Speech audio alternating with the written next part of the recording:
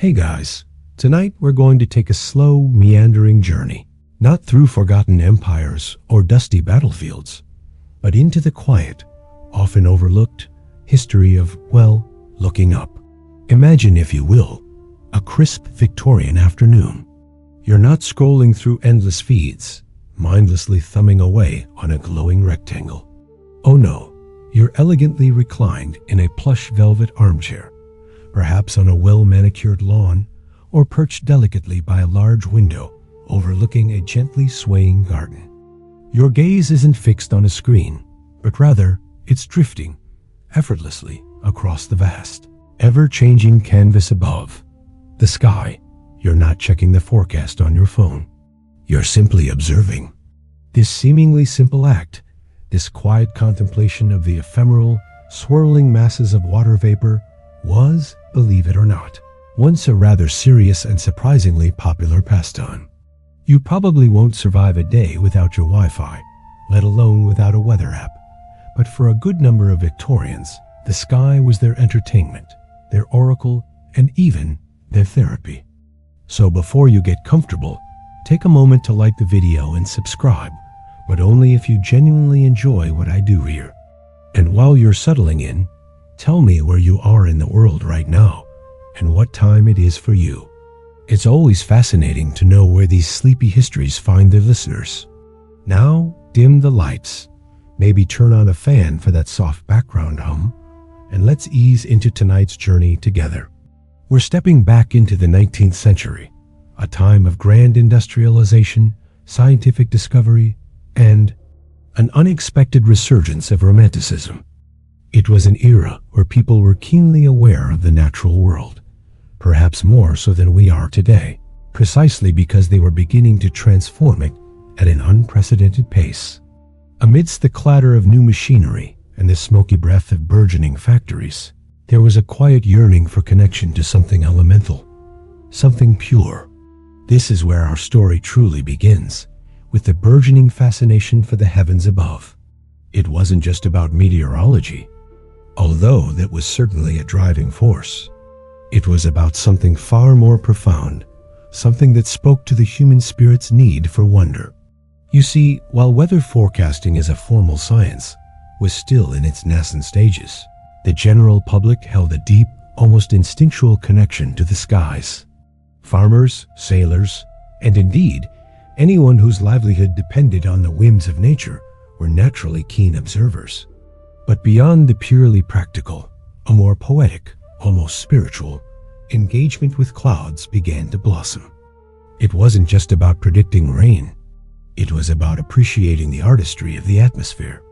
People started to notice the subtle differences in cloud formations, the way light played upon them, the stories they seemed to tell as they drifted across the vast expanse. It became a gentle, almost meditative practice, a quiet rebellion against the relentless march of progress. This burgeoning interest wasn't entirely spontaneous, of course. It was, in part, influenced by the Romantic movement, which celebrated nature as a source of sublime beauty and emotional inspiration. Poets like William Wordsworth and Percy Bysshe Shelley often drew heavily on natural imagery, including clouds, to evoke feelings of awe and transcendence. You might recall Shelley's The Cloud, a personification of the cloud as a living entity, constantly transforming and renewing itself. This kind of poetic rendering slowly seeped into the popular consciousness, encouraging a more thoughtful, contemplative approach to the everyday phenomenon of clouds. It was a charming little irony, wasn't it? The very era that invented the telegraph and the steam engine also nurtured societies dedicated to, well, watching fluffy white things float by. Now, it's important to understand that this wasn't simply a solitary pursuit. While you could certainly gaze at clouds on your own, the Victorians, being keen organizers, often formed clubs and societies around their shared interests. And so, the concept of a cloud-gazing society or a sky appreciation club wasn't as outlandish as it might sound to our modern ears. These were informal gatherings, perhaps a few like-minded individuals meeting in a garden, or a more structured assembly with a set agenda. They'd bring their sketchbooks, their telescopes, and their keenest observations. The discussions, one imagines, would have been delightfully subdued, punctuated by the rustle of leaves and the distant chirping of birds. Historians still argue whether the initial impetus for these societies was purely scientific curiosity or a deeper longing for aesthetic appreciation, but it was likely a charming blend of both. They were, in essence, early, incredibly polite, citizen scientists with an added dash of poetic sensibility. This blossoming interest in the sky, you see, wasn't just about wistful looking.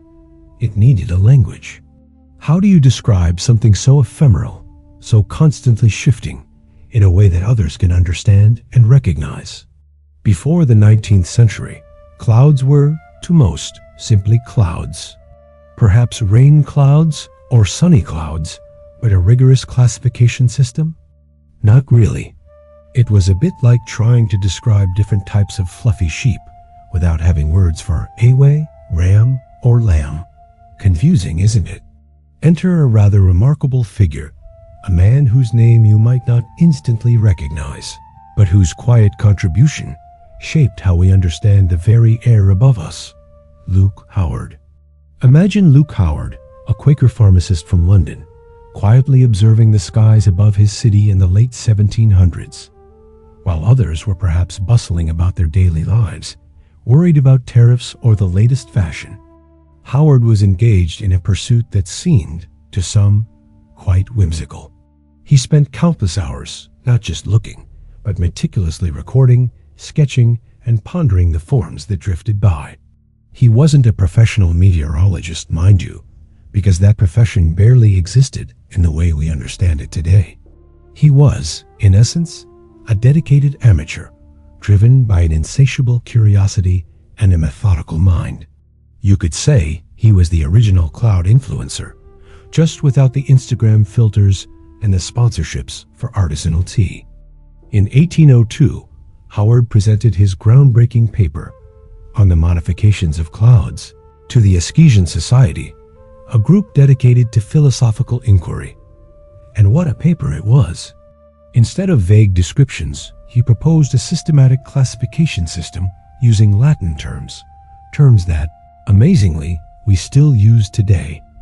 Think about that for a moment. Over 200 years later, when you hear cumulus, stratus, cirrus, or nimbus, you are echoing the quiet brilliance of a Quaker pharmacist. It's a bit like discovering that the person who invented the stapler also came up with the fundamental principles of quantum physics. Well, maybe not that dramatic, but certainly significant in its own serene way. He wasn't just pulling these names out of thin air, so to speak.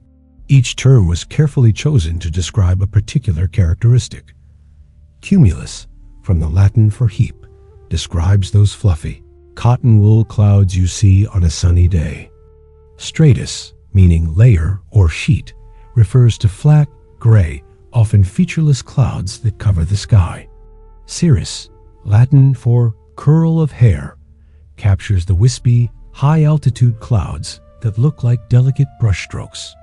And nimbus, from rain cloud, clearly indicates precipitation. He also combined these terms to describe more complex formations, like cumulonimbus, those towering thunderheads that promise a good downpour. This wasn't just a naming exercise. It was an act of intellectual organization that brought order to the chaotic beauty of the sky. Howard's system provided a common language, transforming cloud gazing from a purely personal experience into something shareable, something scientifically discussable. Imagine the relief. No longer did you have to wave vaguely at the sky and say, you know, that big fluffy one that looks like a dragon eating a pineapple. Now you could confidently declare, a fine example of a cumulus congestus, no doubt indicating fair weather today. Old chap. It elevated the observation of clouds from a casual glance to a more rigorous, yet still deeply aesthetic pursuit. This systematic approach, paradoxically, enhanced the very act of quiet contemplation. Knowing what you were looking at, being able to name it, somehow made the experience richer, more engaging. You weren't just seeing a cloud. You were seeing a cumulus, and knowing its name was like being introduced to an old friend.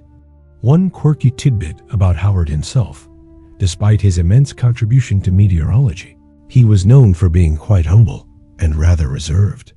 He wasn't seeking fame or fortune. He simply had a deep-seated desire to understand the world around him. His work was published and disseminated, certainly, but his personal demeanor remained unassuming. It's a charming contrast to today's world, where even a slightly above-average sourdough starter gets its own social media campaign. Historians still argue whether Howard's system truly captured every nuance of cloud formation, or if it was more a pragmatic simplification for its time.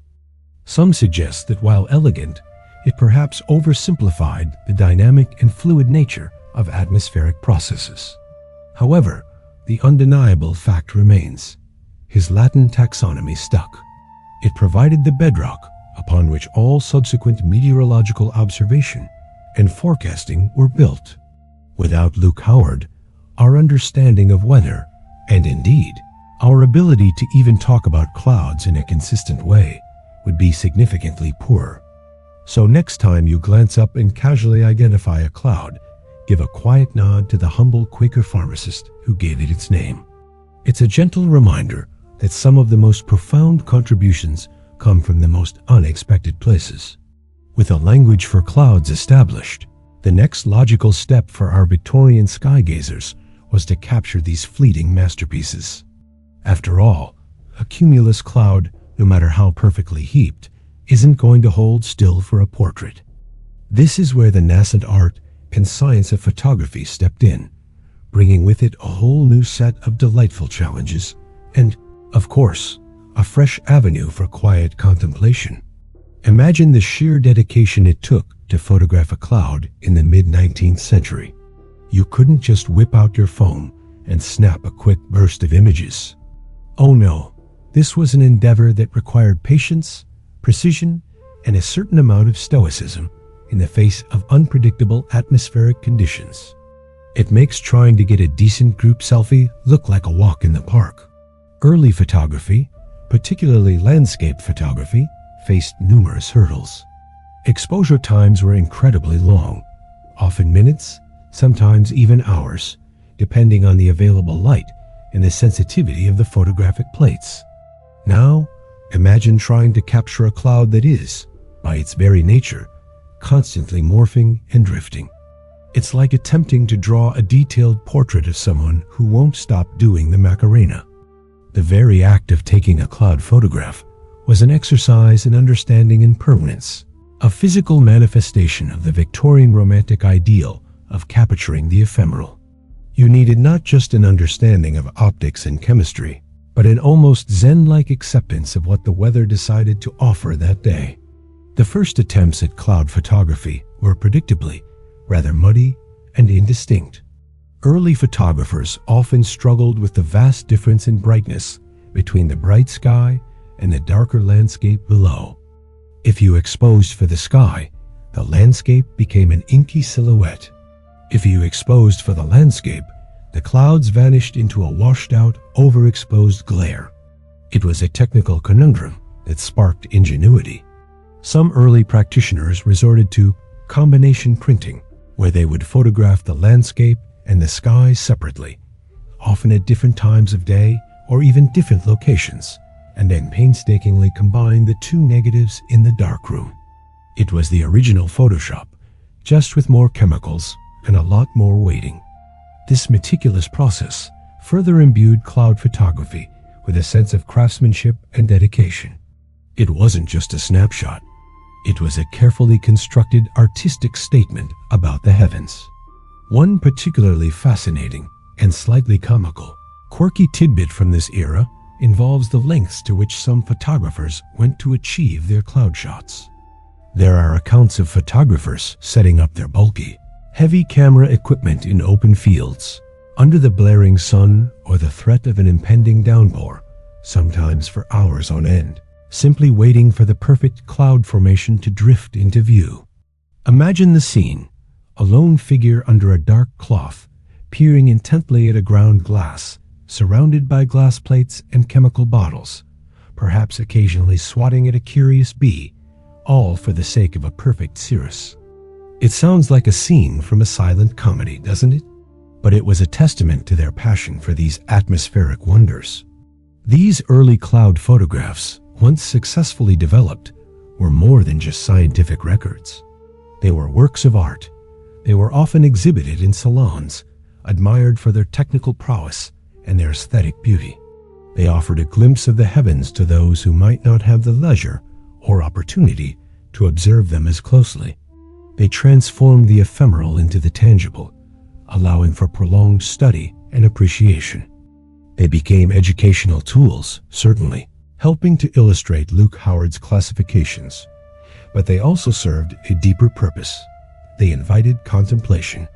Historians still argue whether the primary motivation for these early cloud photographers was scientific documentation or artistic expression. Was it to create a visual encyclopedia of cloud types? Or was it to capture the sublime beauty of nature, much like a painter would capture a landscape? It was likely a fluid blend, much like the clouds themselves. The scientific desire to categorize and understand married beautifully with the artistic urge to render and share beauty. The very act of pointing a lens skyward encouraged a slower pace, a deliberate observation, a moment of stillness in an increasingly fast-paced world. So as you drift off, perhaps picture those patient Victorian photographers under their dark cloths, waiting, just waiting, for the perfect cloud to pose for its slow, ponderous portrait. From the quiet dedication of Victorian amateur meteorologists and early photographers, our journey through the history of cloud appreciation floats seamlessly into the modern era, where the quiet practice of sky gazing finds new life in, of all places, formalized societies.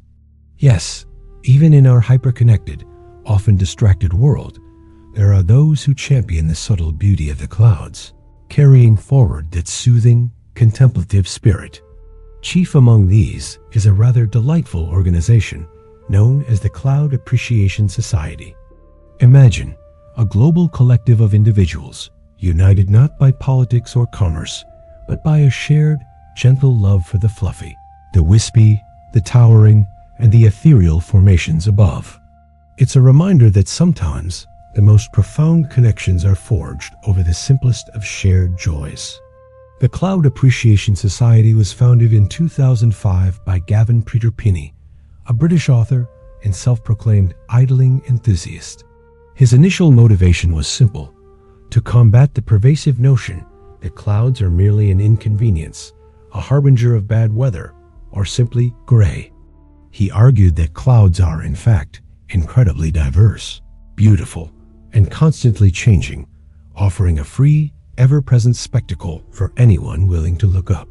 It was a charmingly British rebellion against meteorological pessimism. You might think, in an age of instant gratification, that such a society might struggle to gain traction. But you'd be delightfully wrong. The society quickly garnered thousands of members from around the globe, proving that the human need for quiet wonder, for simple appreciation of nature's artistry, runs deeper than our addiction to digital screens. It seems many of us are secretly yearning for a bit of that Victorian calm, just without the corsets and the rigid social etiquette. What does a Cloud Appreciation Society member do, you might ask? Well, it's wonderfully uncomplicated. They look up, they appreciate, they share their observations, often submitting stunning photographs of clouds from every corner of the world. The Society's website and publications feature a vast array of cloud types, from the familiar cumulus and stratus to more exotic and rare formations like lenticular clouds, which often resemble UFOs, making for some excellent, is it aliens? Jokes, just to keep things light, and iridescent clouds, shimmering with rainbow hues. It's like a global gallery of nature's most ephemeral art. The ethos is one of gentle observation, a quiet encouragement to slow down and reconnect with the natural world, even if it's just for a few moments each day. The Society champions the idea of nephology, the study of clouds, but not in a dry academic sense. Rather, it promotes a playful, curious engagement. They encourage members to identify cloud types, to notice patterns, and to simply revel in the sheer variety and beauty on display. It's a wonderful antidote to the modern rush, a gentle invitation to pause and let your gaze drift, much like those patient Victorians we talked about earlier. Remember how they embraced the methodical naming of Luke Howard? Well, the Cloud Appreciation Society continues that tradition, but infuses it with a modern sense of accessible wonder. They're not just about scientific identification. They're about fostering an emotional connection to the sky. One quirky tidbit about the society is their firm stance against labeling any cloud as boring. Peter Penny famously argues that there's beauty and interest in every cloud, even the seemingly dull gray ones. He'll passionately describe the subtle textures, the way light filters through them, the promise of rain they might hold, or simply their role in the grand atmospheric dance. It's a wonderfully optimistic and inclusive perspective, isn't it? No cloud left behind, you might say. This rejection of the boring label for clouds mirrors the very premise of our channel tonight, doesn't it? Finding fascinating narratives in seemingly mundane historical facts. Historians and cultural commentators still argue whether the resurgence of such niche appreciation societies is a genuine reflection of a societal shift towards mindfulness and nature connection, or simply a charming, yet ultimately fringe, countercultural phenomenon. Is it a sign that we're collectively yearning to disconnect, even just a little, from the digital noise? Or is it merely a delightful eccentricity? Perhaps it's both. What is clear, however, is that the Cloud Appreciation Society, with its gentle advocacy for looking up, offers a wonderfully calming portal to a world that's always there, waiting to be appreciated.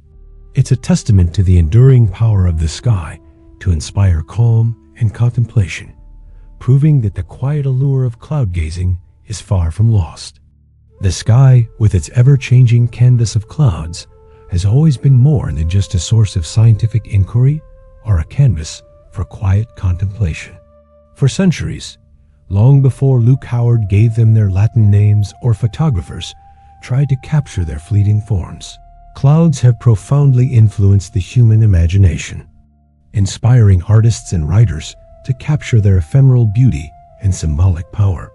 This deep connection between the heavens and creative expression is a story as old as human civilization itself, flowing like a gentle river through epochs, from ancient myths to the Romantic poets, right up to contemporary art.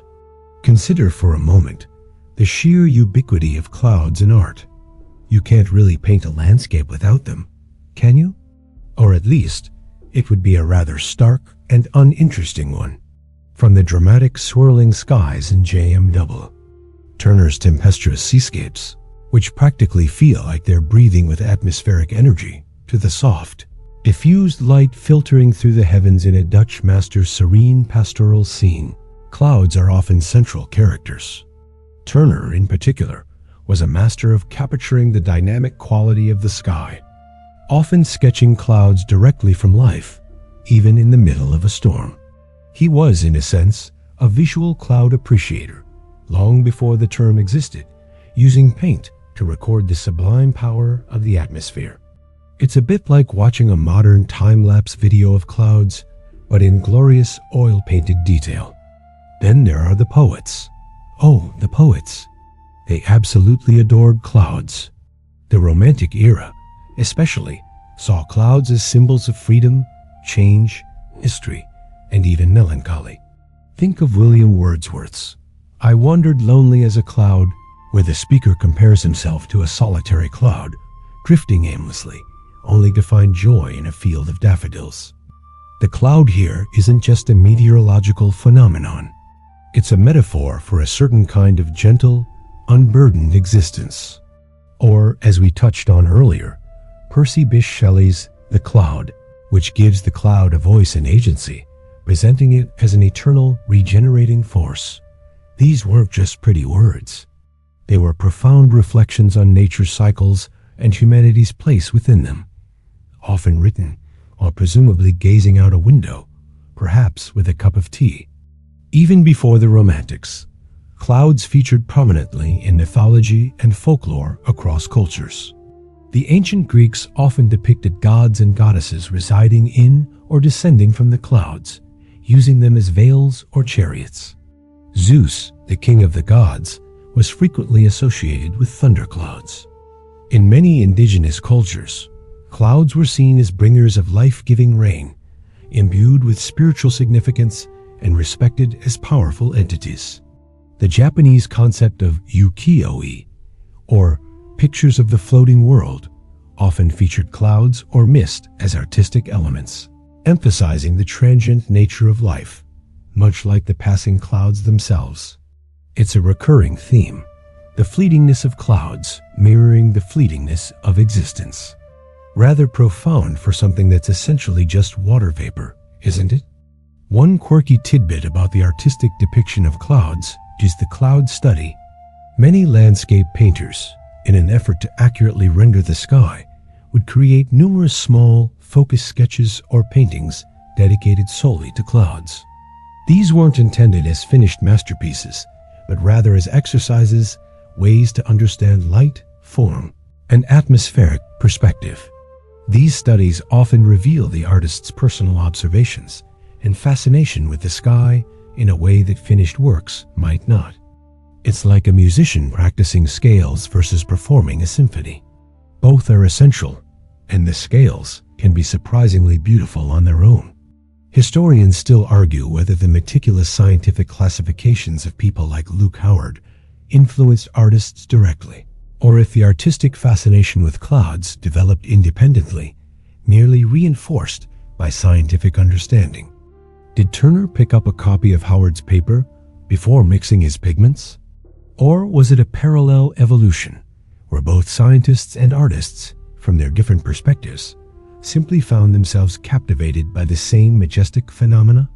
It's likely a beautiful interplay, a feedback loop where science provided the vocabulary and structure, and art provided the emotional depth and universal appeal. Regardless, the sky continued to be a boundless source of inspiration, inviting viewers to gaze up, ponder, and perhaps even dream. Beyond the realm of formal science and high art, clouds have always been deeply entwined with the more earthy, everyday fabric of human life, particularly through the charming, sometimes bizarre, world of weather superstitions and folk beliefs. For millennia, before scientific meteorology offered its explanations, people looked to the sky not just for beauty, but for omens, for predictions, and for a touch of magical guidance in their daily lives. These were the original unwritten weather apps, often passed down through generations, brimming with a mix of shrewd observation and whimsical imagination. Think about it. When your very existence depended on the benevolence of the weather, you paid attention to every whisper of the wind, every shift in the clouds. It was a matter of survival. And when you didn't have barometers or satellite images, you relied on patterns, on gut feelings, and on the collective wisdom of your ancestors. This is where some truly delightful and often quite practical folk beliefs emerged. For instance, the old adage, "Red sky at night, sailors delight. Red sky in morning, sailors take warning." This isn't just a charming rhyme. It actually has a basis in science, as dust particles in dry, high-pressure air at sunset can scatter blue light, leaving red, indicating stable weather moving east. Conversely, a red sunrise often means moist air and low pressure, signaling approaching rain. So, a bit of ancient wisdom wrapped in a poetic bow. But not all cloud-related folklore was so scientifically grounded. Some beliefs bordered on the truly imaginative, almost as if the clouds themselves were playing elaborate charades with humanity. Take, for example, the widespread belief in many cultures that certain cloud formations resembled animals or mythical creatures, and their appearance foretold specific events. A cloud shaped like a dragon might signify impending storms or even war, while a cloud like a sheep had promised gentle, prosperous days. It's easy to picture a farmer, shading their eyes, confidently declaring that the sheep clouds mean a good harvest, much to the exasperation of their more skeptical spouse. You see, the human mind loves to find patterns, even in the most random of formations. One particularly quirky tidbit is the historical belief in cloud cows, or sky cattle, in some European folklore. These were thought to be mystical bovines grazing on celestial pastures, and their milky excretions were believed to be the source of rain. So, when it rained, you weren't just getting a shower. You were getting cosmic cow juice. It adds a certain whimsical flavor to a rainy day, doesn't it? Imagine trying to explain that concept to a modern meteorologist. Yes, well, the barometric pressure is falling, and it appears the sky cattle are, shall we say, in a particularly productive mood this afternoon. You'd probably get a very blank stare. Then there were beliefs about specific types of clouds and their direct influence on human behavior or fortune. For example, some traditions held that if you saw a cloud shaped like a hand pointing, it was guiding you towards something important or perhaps warning you away. In parts of Asia, particularly in ancient China, the presence of certain cloud colors or forms was seen as an auspicious sign for the emperor or a portent of significant national events.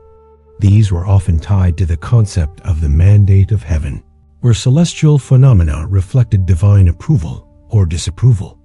It was a lot of pressure on the clouds, really, to get their formations just right for political stability. Historians still argue whether these folk beliefs were primarily a way for people to cope with uncertainty and exert a sense of control over an uncontrollable world, or if they contained kernels of genuine, empirically observed wisdom passed down through generations. Were they proto-scientific observations, disguised as superstition, or simply charming narratives to explain the inexplicable? Most likely, it was a blend of both.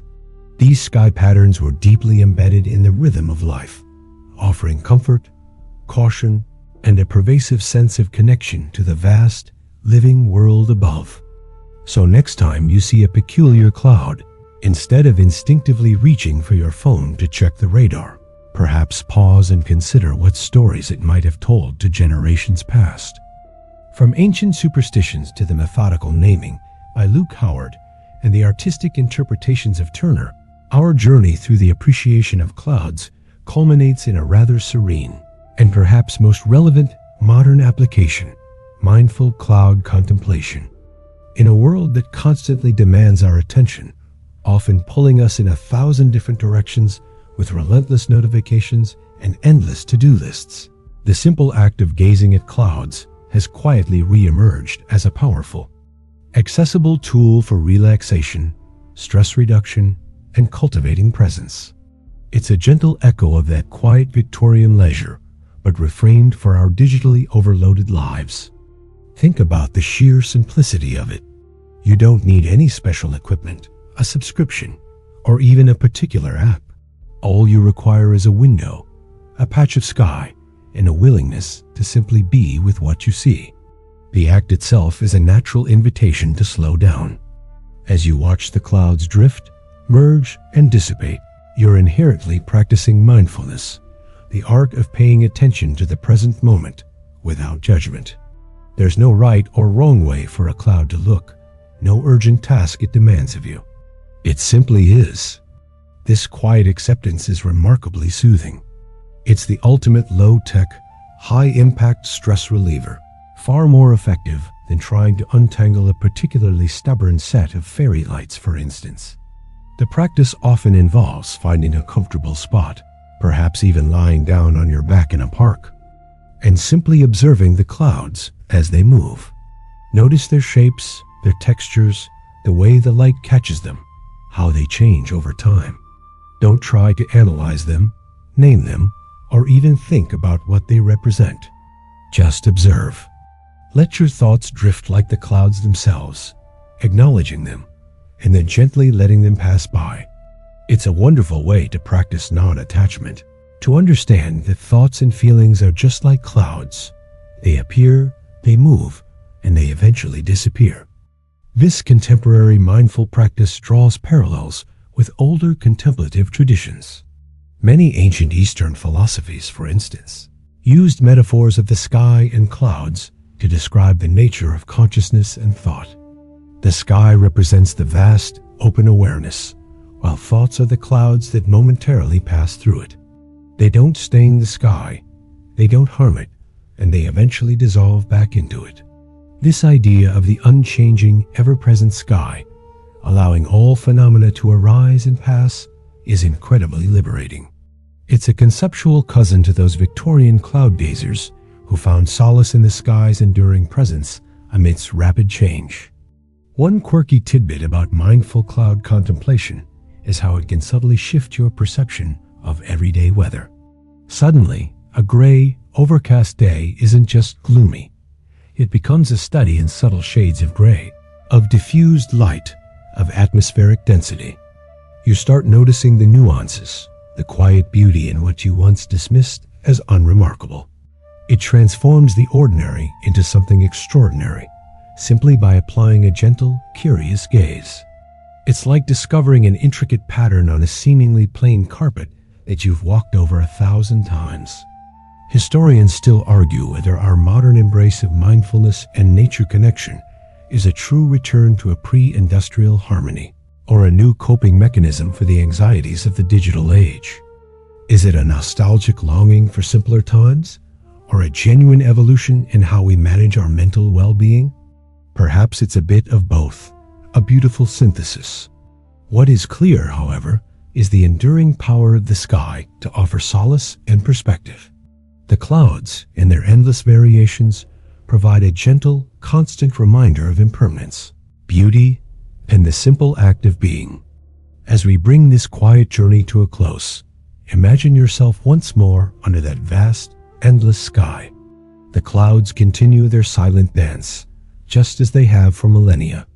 They invite you to simply watch, to breathe, and to let go. Their gentle movement is a lullaby, their soft forms a visual comfort. Feel your own breath steady, matching the slow, unhurried rhythm of the atmosphere. Let any lingering thoughts dissipate, like wisps of vapor caught by a gentle breeze. Allow the quiet beauty of the sky to wash over you, a soft, comforting blanket. Drift with the cirrus, float with the cumulus, and sink into the profound peace that comes from simply looking up. Sweet dreams.